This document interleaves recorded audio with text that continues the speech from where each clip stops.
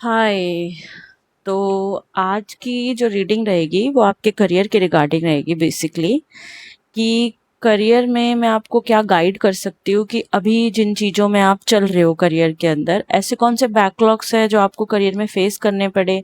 ऐसी कौन सी चीज़ें हैं जो करंटली आपके करियर में वाइब्रेट हो रही है और ऐसी कौन सी चीज़ें हैं जिसको करके या गाइडेंस अगर आपको मिले तो आप अपने करियर को और भी इन्हांस कर सकते हो या आपका करियर आगे कैसा दिख रहा है। एक फ्यूचर रीडिंग तो नहीं बोलूँगी कि आपका करियर आगे कैसे फ्यूचर में दिख रहा है, पैसे है नहीं है, फाइनेंसिस कैसे है, ये सब बातें नहीं कर रहे हैं हम। करियर में बेसिकली अभी गाइडेंस लेने की ट्राई करेंगे कि करियर आपको अभी किन चीज़ों के प्रति मेहनत करने के लिए कह रहा है और किन चीज़ों को आपको वाइप आउट करना है, वाइंड अप करना है और किन चीज़ों पे मेहनत करके आगे की तरफ बढ़ना है ताकि आप अपने करियर में एनहांसमेंट देख पाओ, ग्रोथ देख पाओ, हैप्पीनेस देख पाओ और अपने करियर में ग्रो हो पाओ। तो पहला डेक मेरा ये रहेगा light sheen tarot.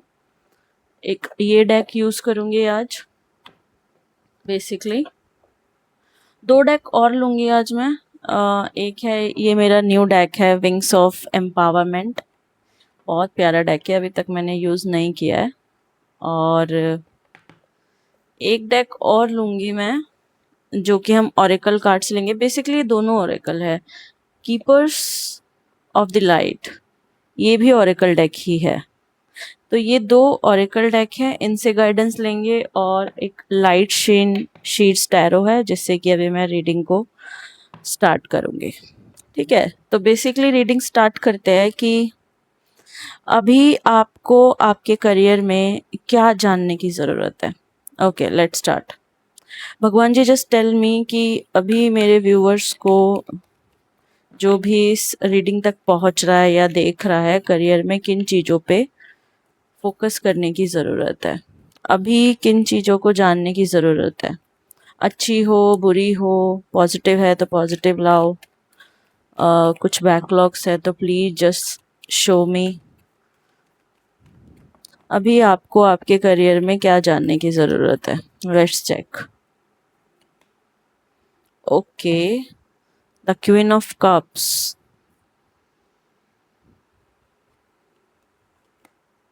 The temperance, knight of wand. ठीक है, next card seven of sword. Seven of sword आजकल कम ही आ रहा है मेरी रीडिंग में। क्वीन ऑफ सॉर्ड, क्वीन भी कम ही आ रही है, क्वीन ऑफ वॉन्ड बहुत आ रही है बट क्वीन ऑफ सॉर्ड बहुत कम आ रही है। द जस्टिस, जस्टिस बहुत आ रहा है। नाइन ऑफ पेंटिकल, चलो फाइनली पेंटिकल तो दिखा करियर रीडिंग में। ओके, सेवन ऑफ वॉन्ड। अभी पहले ये कार्ड लेते हैं और फिर उसके बाद कुछ ज़रूरत लगी कभी गाइडेंस लेंगे उन कार्ड में से। Okay, let's start about reading career guidance.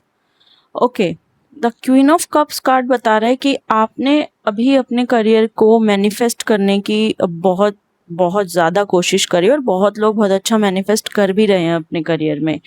कहीं ना कहीं आपको आपके करियर में जो चीज़ चाहिए थी आप वो यूनिवर्स से मांग रहे थे, टाइम टू टाइम डिमांड कर रहे थे, आप शायद बहुत मैनिफेस्टेशन यूज़ कर रहे थे। टेम्परेंस का कार्ड दिखा रहा है कि आपने अपने मैनिफेस्टेशन के रिगार्डिंग काफी धैर्य भी रखा है, राइट।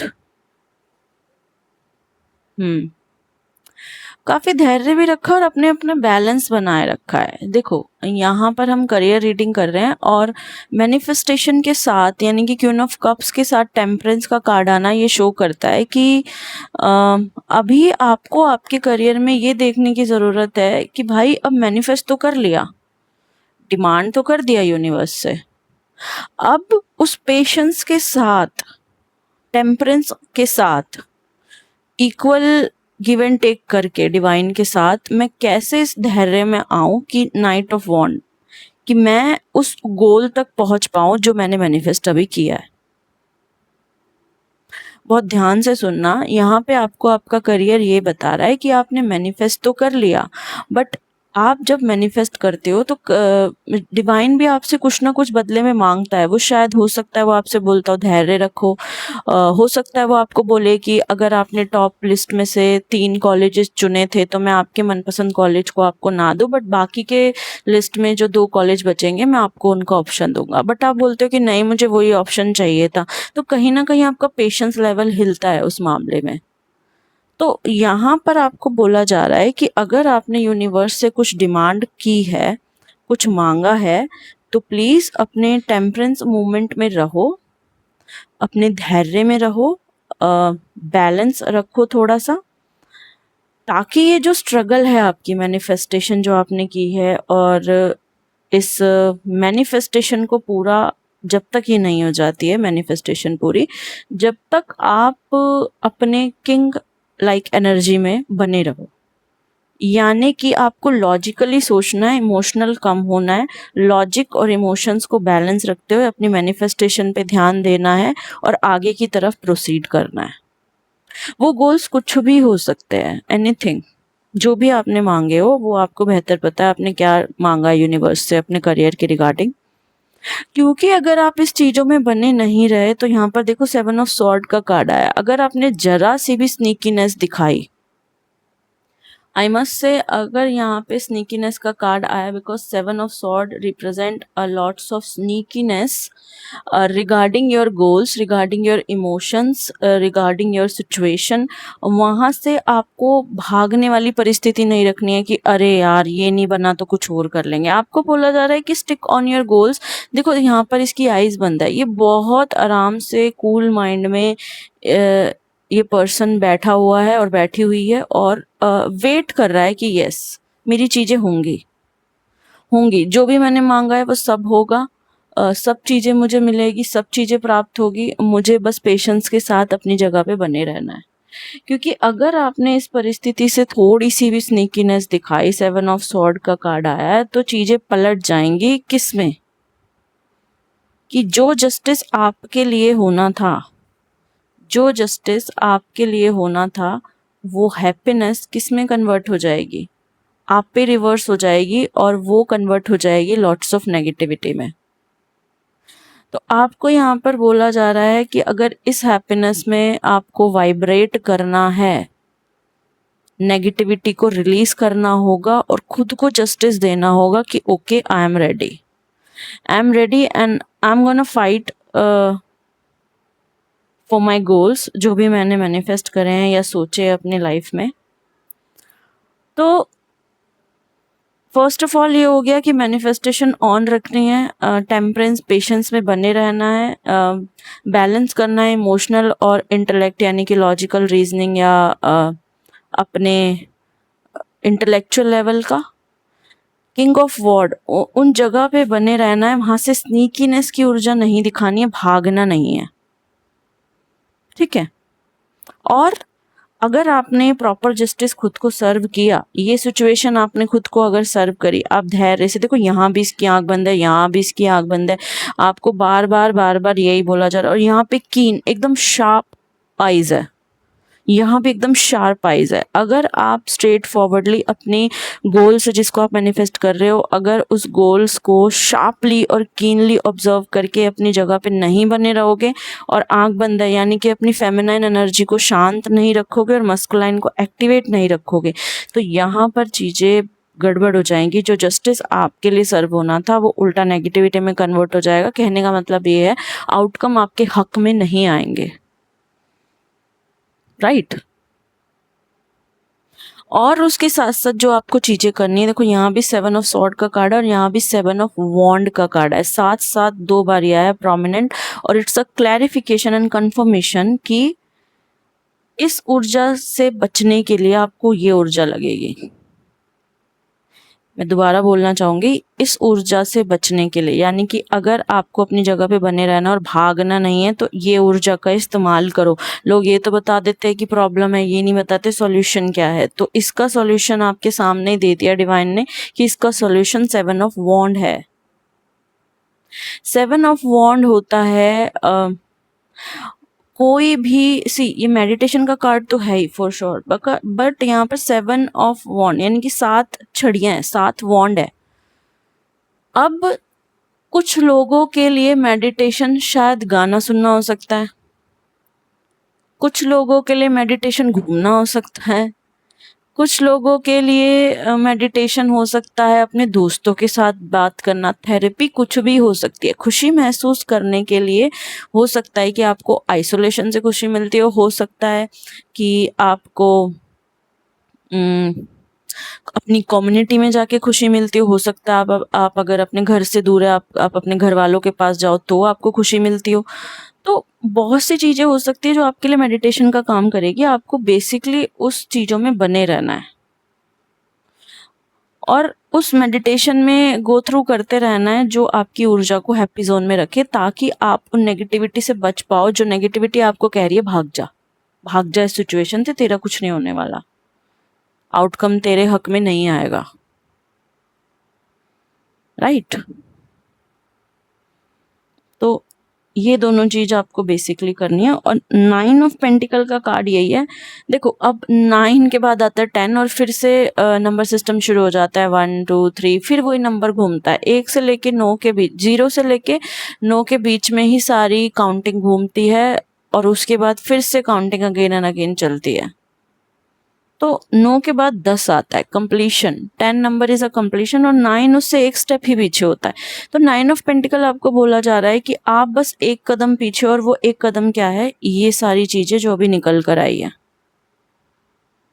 तो आप उस पीसफुल वाइब्रेशन में आ पाओगे, उस पैसे को ले पाओगे, ग्रैब कर पाओगे अपॉर्चुनिटी को। देखो यहाँ पे ना लोग झूठ बोल देते हैं ये कह के कि अरे आपके फ्यूचर में तो बहुत पैसा है, बहुत दिख रहा है, आप तो बहुत ज्यादा पैसा ही पैसा कमाओगे, पैसों में खेलोगे। सॉरी, या तो अगर उस इंसान के पास एंसेस्टर प्रॉपर्टीज है, अगर उसके पास अच्छा खासा जैक और अमाउंट ऑफ मनी है, तो मैं मानती हूँ कि हाँ उस इंसान के पास पैसा होगा ही, जाहिर सी बात है, क्योंकि उसके एंसेस्टर्स और उनके माता पिता ने उनको इतनी चीजें दी है, प्रोवाइड करी है। बट अगर आपने शुरू से जीरो से संघर्ष किया और आपके पास इतना इनफ अमाउंट ऑफ मनी नहीं है, तो आप मेरे को बताओ ना कि आपको उस चीज तक पहुंचने के लिए कितने काम करने बाकी है अभी। तो सब ये तो बोल देते कि पैसा बहुत है, कोई ये नहीं बताता कि अरे वो जर्नी कितनी कठिन होने वाली है उस इंसान की।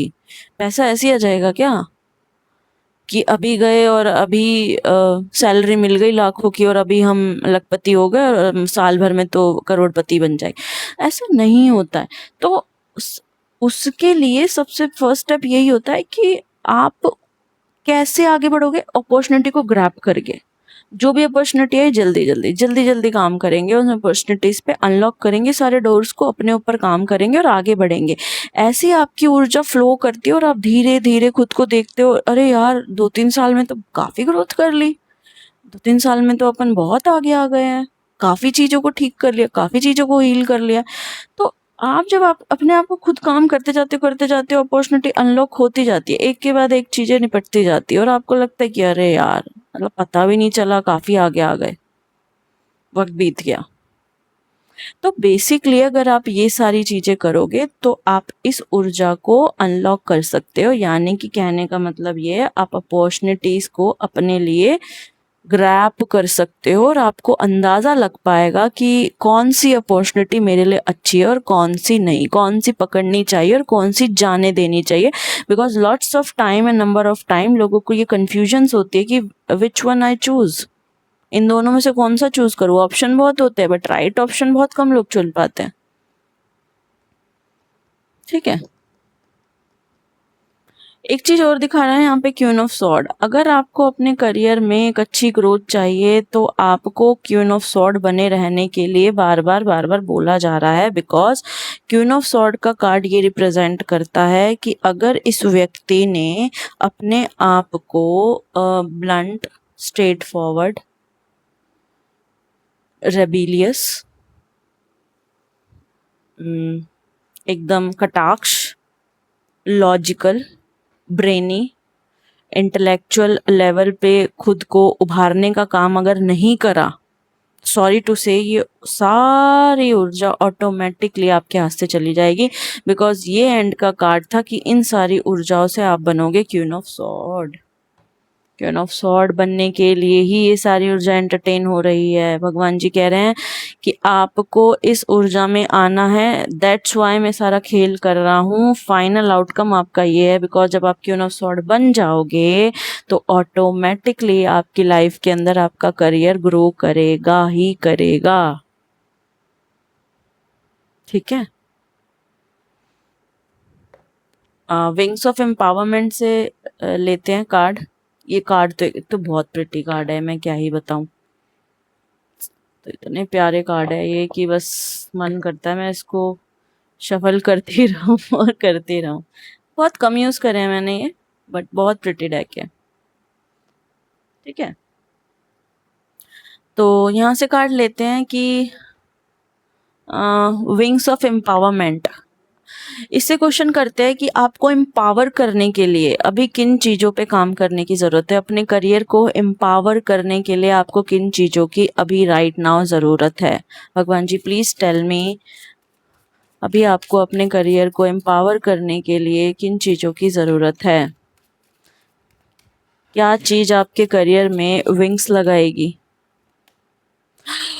वो leader, lead with purpose other will follow. See, lead your purpose and other will follow. आपको लीड करना है अपने सपनों को, अपनी भावनाओं को, अपनी मैनिफेस्टेशन को।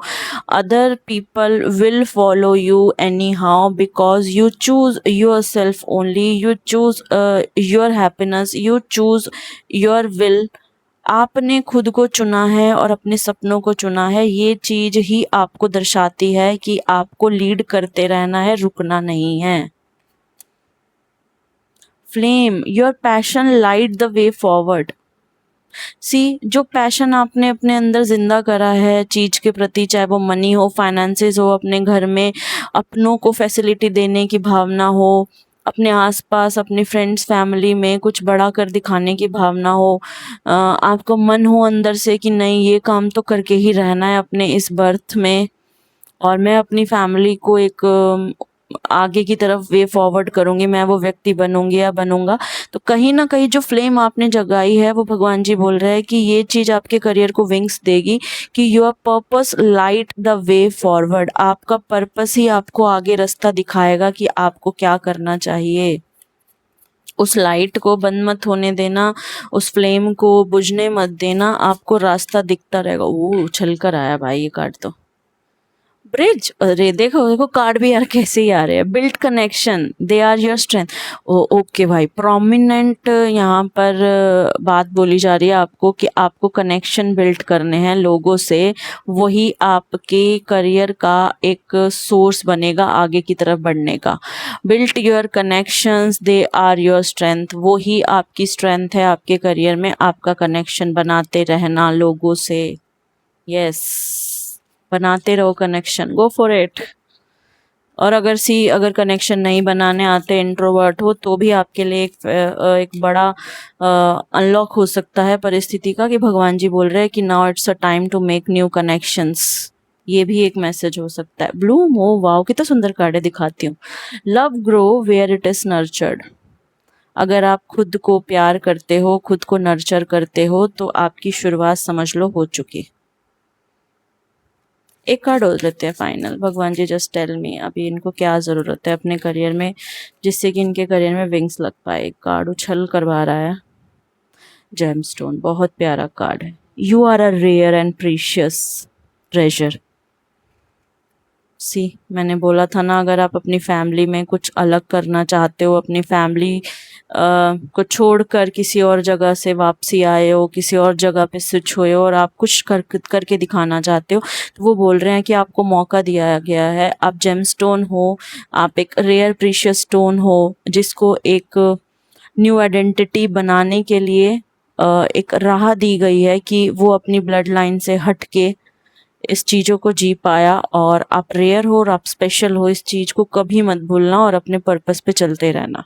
यही चीज़ आपको आपके करियर में ग्रो करने का मौका देगी।